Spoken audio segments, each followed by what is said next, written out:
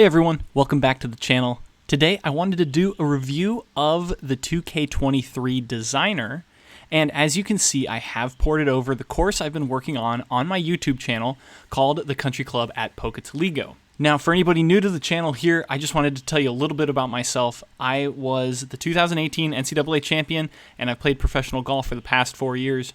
So I come from a background of having played a lot of golf, and I've had a lot of experience in this designer as well. I've been designing courses as far back as the golf club, and I've been designing this course on my YouTube channel for the past almost 8 months, so I'm very familiar with this tool, and I think maybe my perspective could help you in determining if you want to start a new course in PGA 2K23 or if you want to port some old courses over from PGA Tour 2K21. So before I get into this review, I want to give a little disclaimer. This is not going to be an overview of how to use the designer.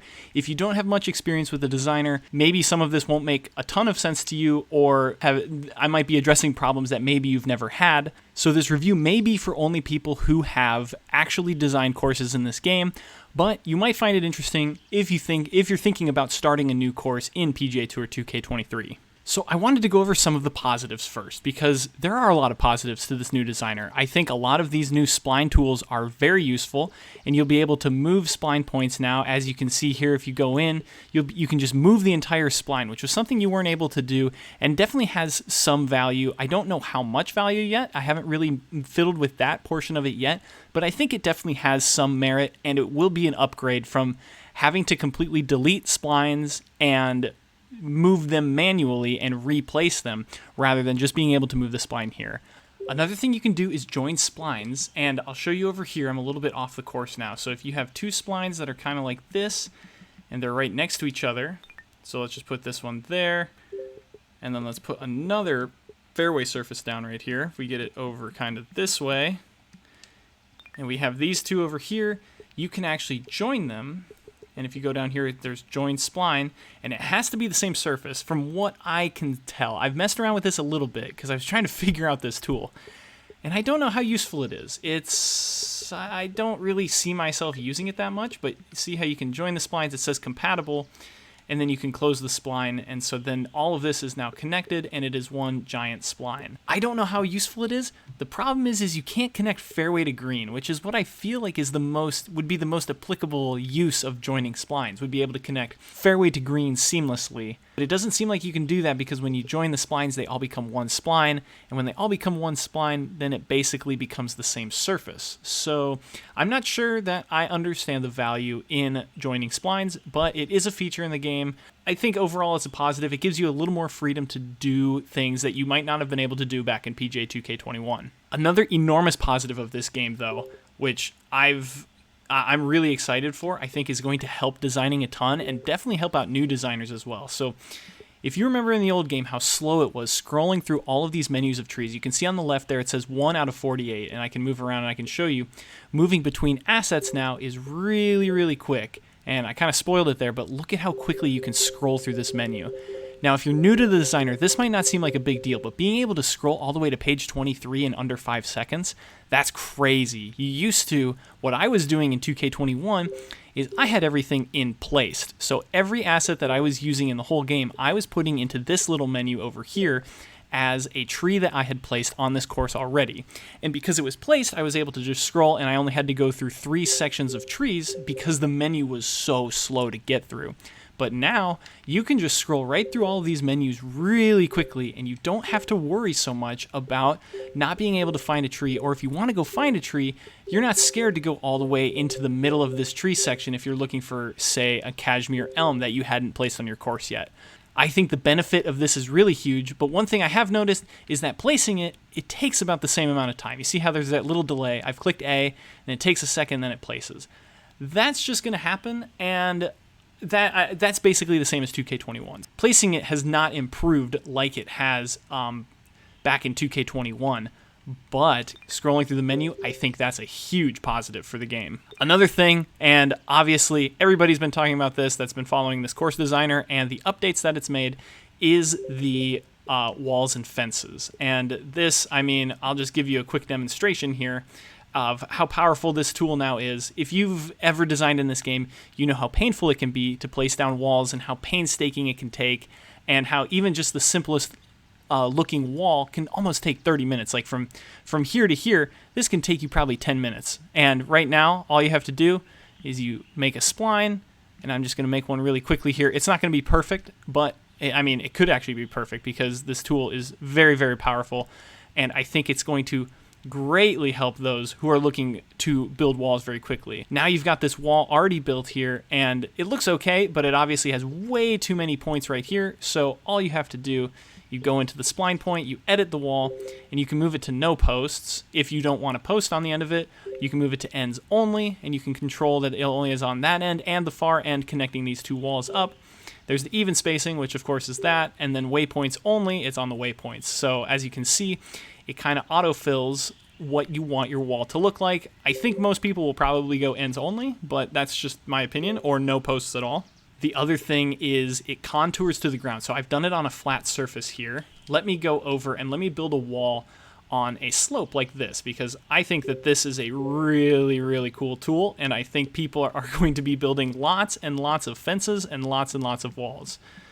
So you've got a wall right here. It's going down a major slope. Look at how beautiful it contours to the ground, and it actually follows the curvature of the landscape that you have created. Whereas in the old game, let's see if I can actually edit this wall to make it look like it did. So this is contoured.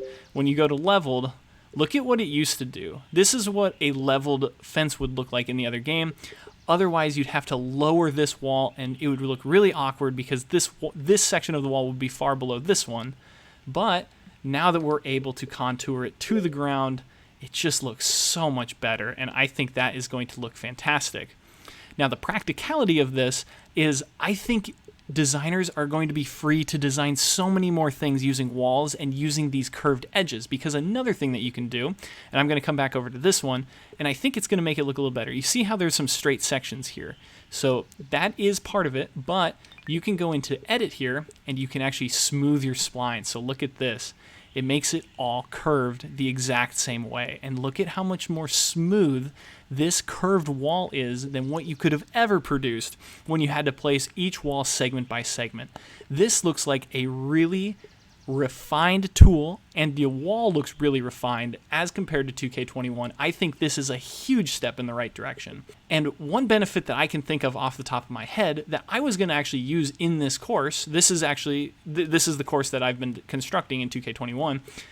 I think this can be really useful because look at this. So you can move the points, and look at this. You can lower it down. Well, hang on. I clicked on the wrong thing. Let me click on the right thing. Here you go. Here we go. You have to go into move, and you have to go into move spline. Now look what you can do. You can lower it down, and look what effect this is going to create. Hang on, I gotta get this right. It takes a little bit of fiddling. Almost there. One little bit more. Get this up just a little bit higher. Look at this. It's a little bit too high. Hang on.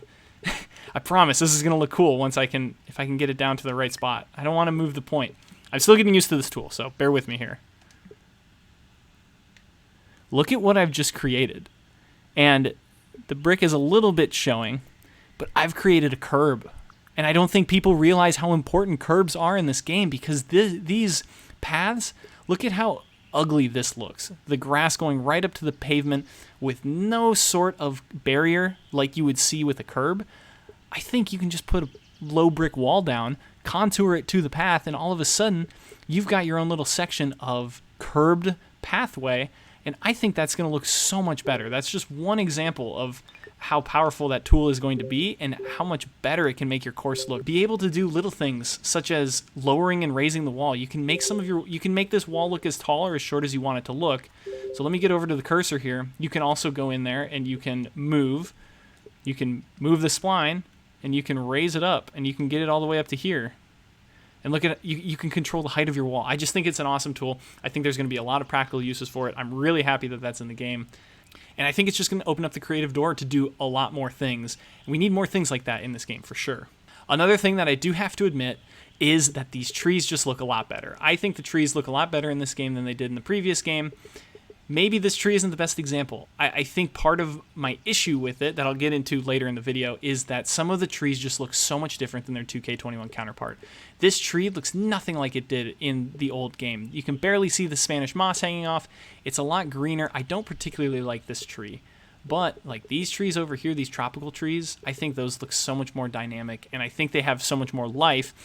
As a whole, I think they've done a major overhaul to the graphics of the trees, and I think it's been for the better. The final thing that I've really noticed is that the water looks a lot better too. I think this water, I think it blocks out a lot of the, you can see the ground underneath it as I've done here, but I think the water actually looks really good. I don't know if they've made any changes, but I think these lakes look a ton better, and I'm not really quite sure why. Maybe I'm just going crazy, but I think the water is actually much improved from the previous game. So I'm very happy with that.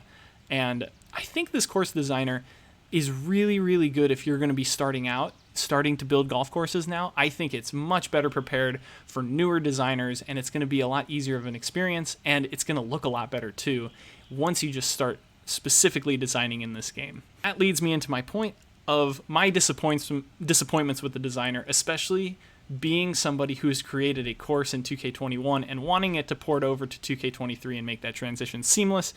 I'm pretty disappointed. One of the major things is, I mean, just look at this. This is terrible. One of the main this is also, I fully, readily admit that this is a personal complaint with the game at the moment. It looks like it's in nuclear fallout. Like, what am I looking at?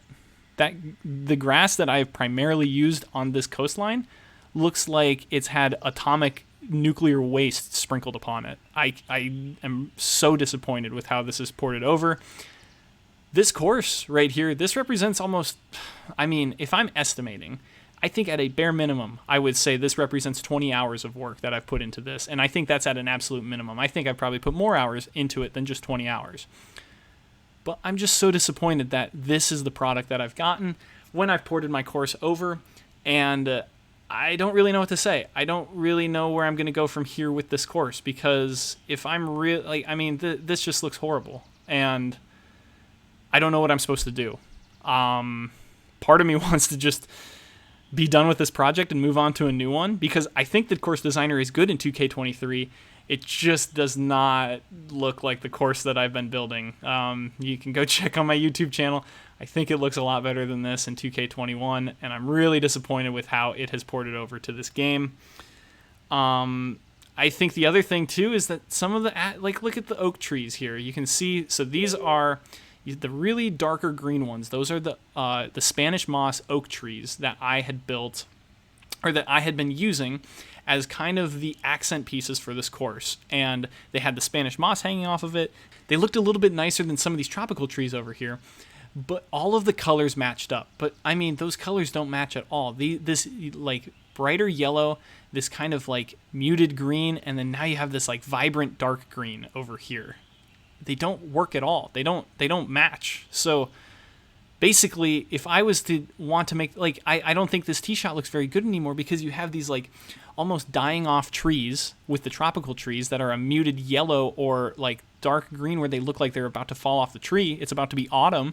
And then you've got these really dark ones that are like in the height of summer. It doesn't make any sense why they made some of the color changes that they did, at least in my mind. And I think it's also coming from a place that I'm frustrated with how my course is ported over. So that's just a couple of my disappointments with the course designer. But as a whole, I have to admit, I think the course designer is going to be better in this game. I think it's going to be an easier tool to use. I think people are going to build faster because of the menu. The menu times have gotten so much quicker.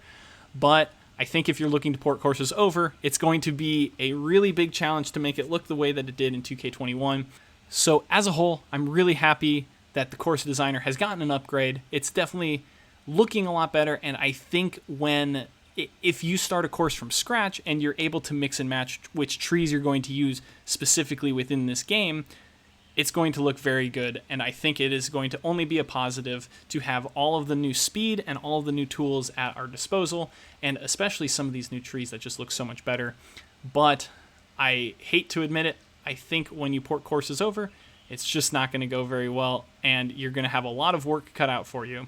As for what I'm going to do with this course, man, I don't know if I have the heart to actually go back and do the 20 plus hours of work over again. Because, I mean, I have to change this whole coastline to make it look the way that I want to.